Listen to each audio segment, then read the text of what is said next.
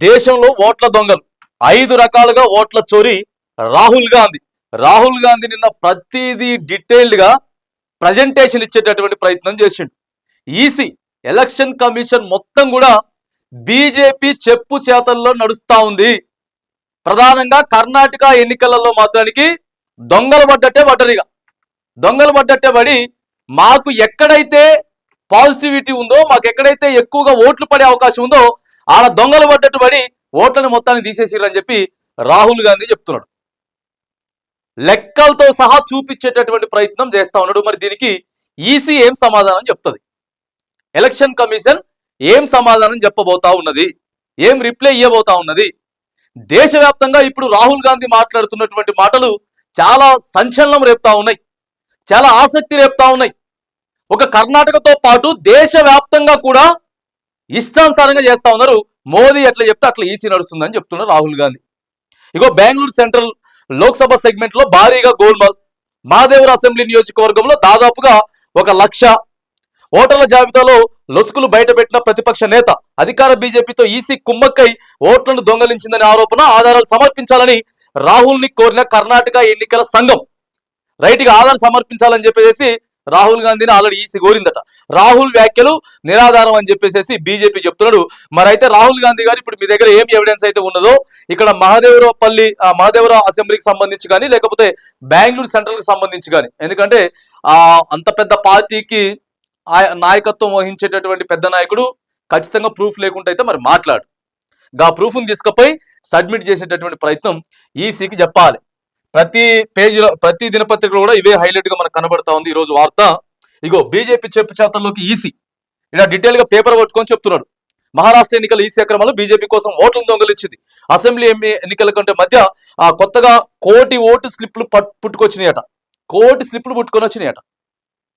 సాయంత్రం 5 తర్వాతే భారీగా పోలింగ్. బూతుల దగ్గర సీసీ కెమెరాల ధ్వంసం. హౌస్ నెంబర్ 0లో 50 ఓట్లు, ఓ సింగిల్ రూమ్ లో 80 ఓట్లు. బెంగళూరు సెంట్రల్ లోక్సభ సెగ్మెంట్ లో మొత్తం గోల్మాల్ జరిగిందని చెప్పేసి బీహార్ లో 65 లక్షల ఓట్లు ఎందుకు తొలగించారు? ఓట్ చోరీ పేరుతో రాహుల్ ప్రెస్ మీటు నిన్న పెట్టి మొత్తం ప్రజలకు వివరించేటటువంటి ప్రయత్నం కూడా నిన్న చేసినాడు. మహాదేవరపల్లిలో వచ్చేసి అసెంబ్లీ సెగ్మెంట్ ఎంత, తర్వాత దీని మార్జిన్ ఎంత వచ్చింది. కాంగ్రెస్ అగ్రనేత లోక్సభ ప్రతిపక్ష నేత రాహుల్ గాంధీ మరోసారి ఎన్నికల సంఘంపై తీవ్ర ఆరోపణలు చేశారు.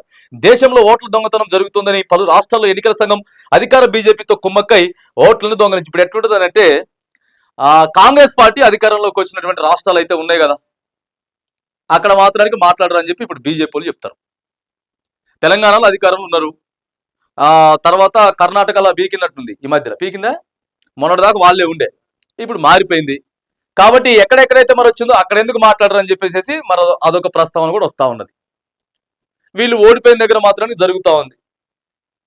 ఏదేమైనా కానీ అరే ఉన్న ఓటు ఒక్కటే, ప్రజాస్వామ్యంలో ఓటు ఒక్కటే బలంగా ఉన్నది, ఆయుధంగా ఉంది అంటే దాన్ని కూడా కూని చేసేటటువంటి ప్రయత్నం బీజేపీలో ఏం జరుగుతుందో అసలు అర్థం కాదు. బీజేపీ ప్రభుత్వంలో ఏం స్కాములు నడుస్తాయో, ఏటు పోతుందో, ఓట్లను కూడా లాస్ట్కి తీసుకొని, ఎందుకంటే మనకి నమ్మకం కదా, ఎన్నికల సంఘం అంటే మనకు నమ్మకం. ఓట్లేసి గెలిపించుకుంటాం, మన ఓటుతోటి మనం చూపించుకోవాలని చెప్పేసి అనుకుంటాం. దాన్ని కూడా మన ఓటుని కూడా దాన్ని ఇది చేసుకుంటే మరి దానికి ఎవడేం చేయగలుగుతాడు? ఎవరేం చేయాలి ఇప్పుడు దానికి? ఇక వీళ్ళే చేయాలి, కాంగ్రెస్ వాళ్ళే ఉన్నటువంటి సబ్మిట్లతోటి ప్రజలకు చూపించేటటువంటి ప్రయత్నాలు చేయాలి. ఆధారాలు ఏవైతే ఉన్నాయో 5 గంటల తర్వాత 1,00,000 ఓట్లు వేసిరట. మరి ఎట్లా సాధ్యం? సాయంత్రం పూట మొత్తం టైం అంతా అయిపోయటానికి గుద్దిపారేసిరట. మళ్ళా బ్యాలెట్ తీసుకురావాలని చెప్పేసి కొన్ని రాజకీయ పార్టీ, కొన్ని నాయకులంతా కూడా మళ్ళా ప్రయత్నాలు చేస్తూ ఉంది. ఇప్పుడు స్థానిక సంస్థల ఎన్నికలకి మనం బ్యాలెట్ ఎత్తాం కదా, ఓటు కొడతాం, ముద్ర కొట్టి ఎత్తాం కాబట్టి అది క్లియర్గా కనపడుతుంది. మిషన్లు ఇక ఇప్పుడు ఏపీలో కూడా అదే జరిగిందని చెప్పి కొంత ఆరోపణలు కూడా వస్తూ ఉన్నాయి.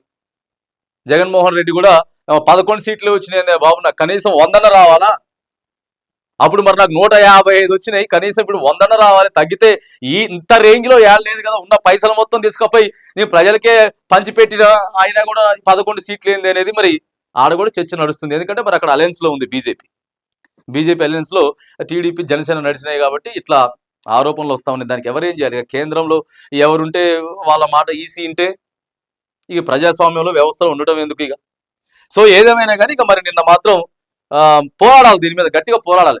రాహుల్ గాంధీ టీం అంతా మీరు పోరాడితే కొద్దిగా ఎలక్షన్ కమిషన్ జాగ్రత్త పడేటటువంటి అవకాశాలు ఉంటాయి, జాగ్రత్త పడే అవకాశాలు ఉంటాయి. మరి నిన్న మాత్రానికి ఇక దేశంలో దొంగలైతే పడ్డరు, బాజాప్తా కూని చేసేటటువంటి ప్రయత్నం అయితే బీజేపీ చేస్తా ఉందని చెప్పి పెద్ద ఎత్తున రాహుల్ గాంధీ నిన్న ప్రెస్ మీట్ పెట్టి దేశ ప్రజలకైతే చెప్పిండు. ప్రస్తుతం ఇదే చర్చ నడుస్తా ఉంది.